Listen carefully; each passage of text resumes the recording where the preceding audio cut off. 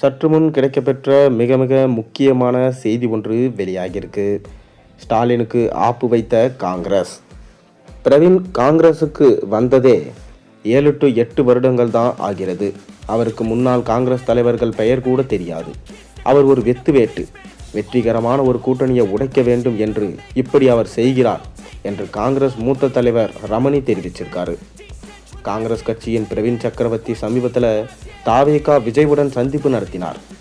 அரசியல் விவகாரங்கள் தொடர்பாக 2 பேரும் பேசியதா தகவல்கள் வெளியாகுது. கடந்த சில நாட்களுக்கு முன் விஜயை பாராட்டும் விதமாக பிரவீன் சக்கரவர்த்தி போஸ்ட் செஞ்சிருந்தார். இதையடுத்து கடந்த வெள்ளிக்கிழமை இருவரும் சந்திப்பு நடத்தியிருக்காங்க. இதில் கூட்டணி தொடர்பாகவும் ஆளும் திமுக தொடர்பாகவும் தமிழக அரசியல் விவகாரங்கள் தொடர்பாகவும் பேசியதா சொல்லப்படுகிறது. ஏற்கனவே காங்கிரஸ் கட்சியின் நிர்வாகி பிரவீன் சக்கரவர்த்தி தமிழக வெற்றிக் கழகம் கட்சிக்கு திடீரென ஆதரவாக பேசியிருந்தார். அவர் செய்துள்ள போஸ்ட் பெரிய அளவில் சர்ச்சைகளை ஏற்படுத்தியது. இவர் மீது காங்கிரஸ் ஆக்ஷன் எடுக்கலை. காங்கிரஸின் இந்த செயல் ஸ்டாலினை கோபப்படுத்தியிருக்கான்.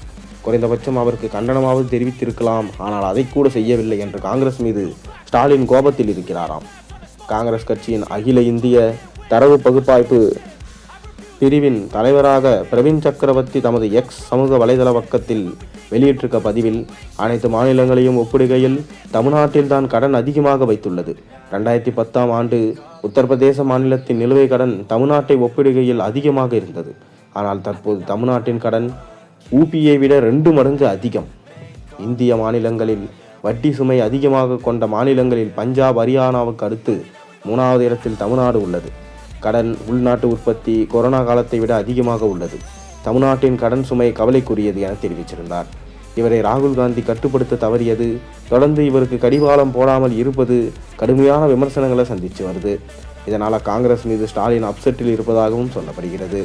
இந்த நிலையில் காங்கிரஸ் மூத்த தலைவர் ரமணி அளிச்சிருக்க பேட்டியில் பிரவீன் ராகுல் காந்தியோட தொடர்பில் இருப்பதாக சொல்கிறாங்க. ஆனால் நீங்கள் கட்சிக்குள் என்ன வேண்டுமானாலும் பேசலாம், ஆனால் கட்சிக்கு வெளியே பேசும்போது கவனமாக இருக்க வேண்டும். பிரவீன் இப்படி பேசுவதற்கு முன் ஒரு கோரிக்கை வைக்க வேண்டும், அதிக இடம் வேண்டும், இப்படி ஏதாவது கோரிக்கை வைக்க வேண்டும். ஆனால் இவர் கோரிக்கை வைக்கவில்லை என்கிறார். கூட்டணியில் இருந்து கொண்டே அவர் எதிர்ப்பது தவறு. பிரவீன் காங்கிரஸுக்கு வந்ததே 7 to 8 வருடங்கள் தான் ஆகிறது. அவருக்கு முன்னாள் காங்கிரஸ் தலைவர்கள் பெயர் கூட தெரியாது. அவர் ஒரு வெத்துவேட்டு. வெற்றிகரமான ஒரு கூட்டணியை உடைக்க வேண்டும் என்று இப்படி அவர் செய்கிறார். கூட்டணி தர்மம் என்றால் என்னவென்றே தெரியாமல் அவர் இப்படி செய்கிறார். காங்கிரஸ் மேலிடம் சொல்லி ஒன்று அவர் இப்படி செய்திருக்கலாம். கூட்டணியை முறியடிக்க வேண்டும் என்று மேலிடம் இப்படி செய்திருக்கலாம். இரண்டாவதாக நீங்கள் உங்கள் சொந்த காரணத்திற்காக உள்காரணத்திற்காக இப்படி செய்திருக்கலாம்.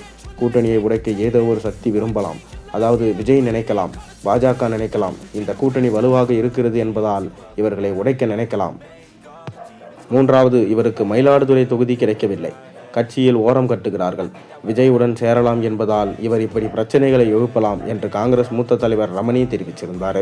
மேலும் இது ஸ்டாலின் அவர்களுக்கு தான் ஆபத்தை ஏற்படுத்தியுள்ளது. திமுக மற்றும் காங்கிரஸ் உடையும் ஆபத்தில் உள்ளது. காங்கிரஸ் தொடர்ந்து எந்த ஆக்ஷனும் இது தொடர்ந்தாக இருக்கவில்லை.